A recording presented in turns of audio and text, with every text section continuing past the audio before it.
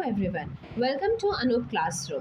तो जैसा कि आप सभी को पता है कि आपके पेट एग्ज़ाम की डेट आ चुकी है और मैं उम्मीद करती हूँ कि आप अपने एग्ज़ाम की बेहतर तरीके से तैयारी कर रहे होंगे।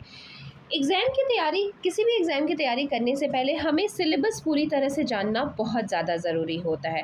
तो इस वीडियो में मैं आपको पूरी सिलेबस से हमें देखना है, मैं बताऊंगी कि आपको क्या क्या कवर करना है, कितना पोर्शन आपको पढ़ना होगा। तो चलिए यहाँ पे देखिए, जो जीएस का सेक्शन है उसमें से क्या क्या आ सकते हैं एक बार हम देख लेते हैं।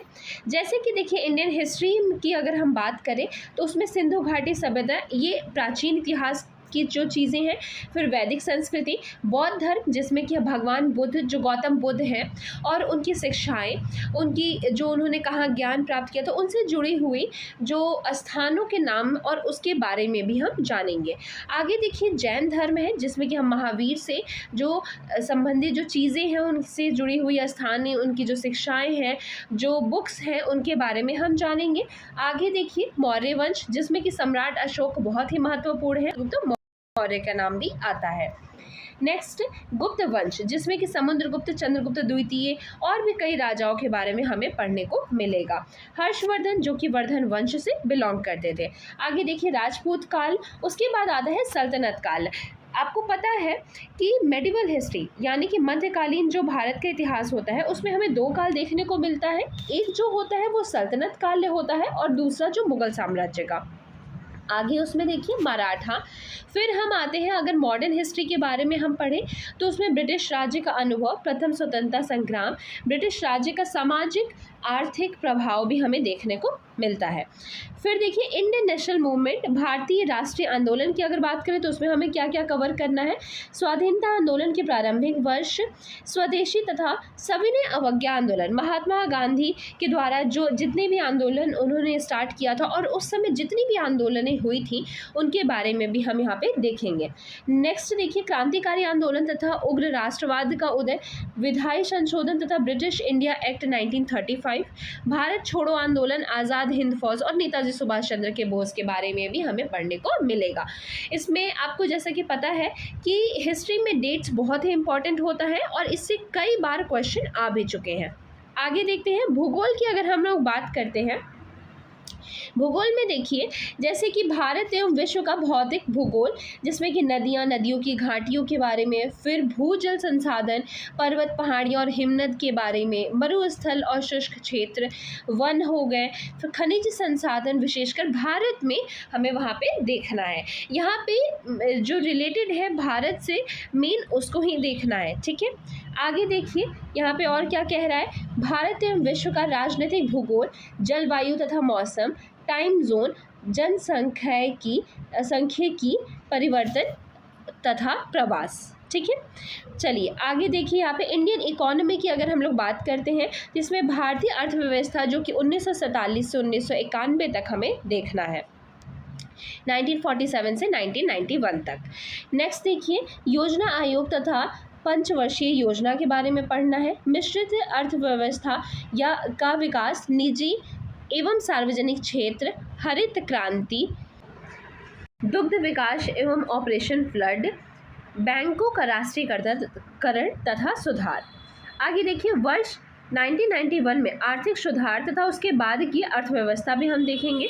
वर्ष 2014 के पश्चात के आर्थिक सुधारों की, 2014 के बाद क्या क्या आर्थिक सुधार हमें देखने को मिलते हैं भारत में, उसके बारे में भी पढ़ेंगे। जैसे किस किस पक्ष में, तो देखिए कृषि सुधार, ढांचा सुधार, श्रम सुधार, आर्थिक सुधार और जीएसटी। आगे बढ़े अगर है तो भारतीय संविधान एवं लोक प्रशासन, Indian constitution and public administration में अगर हम पॉलिटी में देखते हैं तो हमें उसमें क्या क्या पढ़ना होगा। भारतीय संविधान की मुख्य विशेषताएं, राज्य के नीति निर्देशन सिद्धांत, मौलिक अधिकार एवं कर्तव्य, संसदीय प्रणाली, संघीय प्रणाली, संघ एवं केंद्र शासित प्रदेश, केंद्र राज्य संबंध। फिर नेक्स्ट देखिए, न्यायिक ढांचा, सर्वोच्च न्यायालय, उच्च न्यायालय के बारे में भी हम इसमें पढ़ेंगे। जो सर्वोच्च न्यायालय हो गए, उच्च न्यायालय हो गए, कौन सी आर्टिकल्स रिलेटेड है, ठीक है, कौन सा शेड्यूल है, उन सब के बारे में भी हमें समझना होगा। नेक्स्ट देखिए, जिला प्रशासन हो गए, फिर स्थानीय निकाय तथा पंचायती राज्य संस्थाएं भी हमें देखना होगा।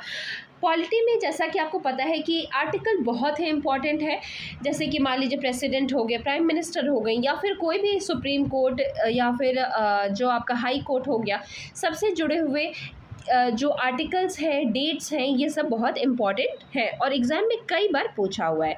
चलिए आगे अगर हम जनरल साइंस में देखते हैं तो उसमें हमें क्या क्या पढ़ना होगा, जैसे कि देखिए प्रारंभिक भौतिक विज्ञान, प्रारंभिक रसायन विज्ञान और प्रारंभिक जीव विज्ञान। जैसे कि जो फिजिक्स, केमिस्ट्री एंड बायोलॉजी, हमें तीनों पक्ष को देखना होगा।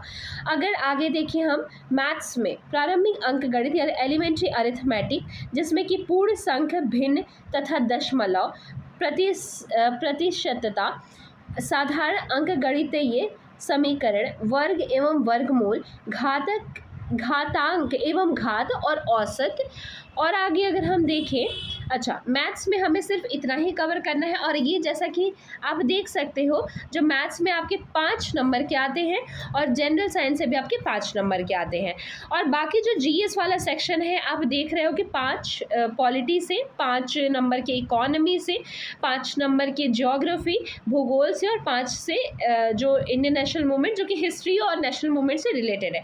तो यहाँ पे आप जीएस का आप देख सकते हो, लार्ज पोर्शन है। उसके बाद आपका जनरल साइंस आता है, उसके बाद आपका मैथ्स आता है, और फिर अगर आप देखेंगे जनरल इंग्लिश के बारे में। ओके, पहले हिंदी देख लेते हैं।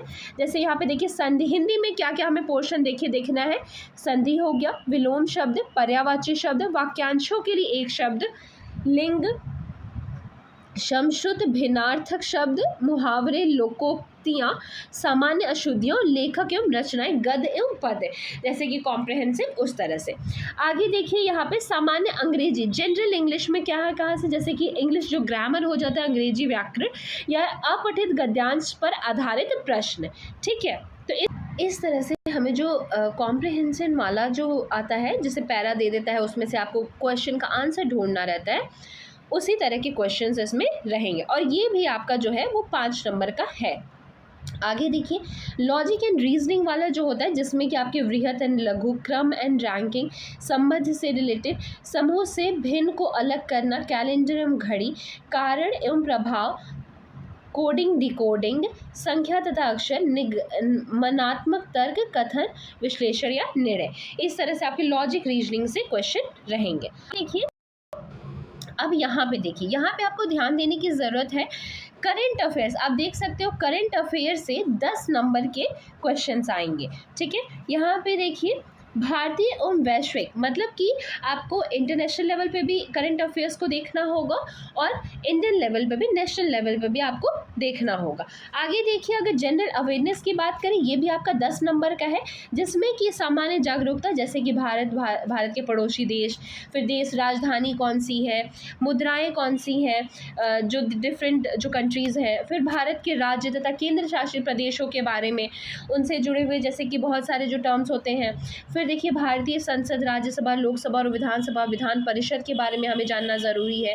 राष्ट्रीय एवं अंतर्राष्ट्रीय दिवस, फिर विश्व संगठन एवं उनके मुख्यालय, भारतीय पर्यटन स्थल, भारत की कला एवं संस्कृति, भारत एवं विश्व के खेल, भारतीय अनुसंधान संगठन, प्रसिद्ध पुस्तकें और लेखक, उनके बारे में भी हमें जानना है, और पुरस्कार एवं विजेता, जो कि आपको जैसे कि पिछले जैसे 2025 का और 2024 का भी आपको देखना ज़रूरी है, कि जैसे कि कुछ जो चीज़ें होती हैं 2024 की भी आ जाती हैं। कौन जैसे महत्वपूर्ण पुस्तकें हैं, जिनके लेखकों के बारे में, कब लिखी गई थी, कब पब्लिश हुई थी, इस तरह से आप देख सकते हो।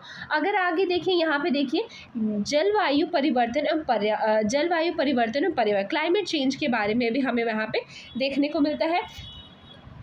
फिर देखिए अपठित हिंदी गद्यांश विवेचन एवं विश्लेषण, यहाँ पे देखिए जैसा कि आपको मैंने बताया था, इंग्लिश में हमने अपठित गद्यांश वाला देखा था कि उसमें से क्वेश्चन आता है, वैसे ही हिंदी में से भी आएगा, वो 10 नंबर का रहेगा। आगे देखिए ग्राफ की व्याख्या एवं विश्लेषण, जैसे कि ग्राफ पे भी कुछ प्रश्न रहते हैं, वो भी आपके 10 नंबर के रहते हैं।